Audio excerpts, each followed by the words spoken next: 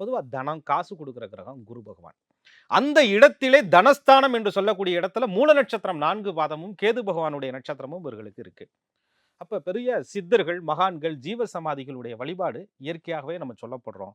அதுல மறைந்த நம்மோடு இருக்கக்கூடிய ஆத்மாவோடு நம்மளோட தொடர்பில் இருக்கக்கூடிய சரீரத்தை விட்டுவிட்டு ஆத்ம தொடர்போடு இருக்கக்கூடிய அந்த சித்தர்களுடைய ஜீவ சமாதியை இவர்கள் தேடி போவது குருவை பலப்படுத்தும். அதுல மூல நட்சத்திரத்திலே அந்த ஜீவ சமாதி பெற்ற ஒரு மகானுடைய அற்புதமான சன்னதி இருக்கு. அது திண்டுக்கல் பக்கத்துல, பிஎஸ்என்ஏ காலேஜுக்கு பக்கத்துல, கசவனம்பட்டி என்ற இடத்திலே ஜோதி மௌனகுரு நிர்வாண சுவாமிகளுடைய சமாதி.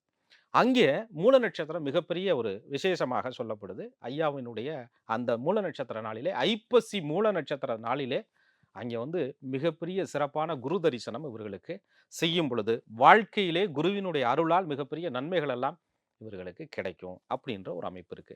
குரு சம்பந்தப்பட்ட உயிர்களுக்கு, குழந்தைகளுக்கு இந்த மாதிரி விஷயங்கள நிறைய தான தர்மங்களை கொடுக்கும்போது, குருவினுடைய அருள் இவர்களுக்கு கிடைத்து நல்ல பாக்கியங்கள் இவருக்கு உண்டாகும்.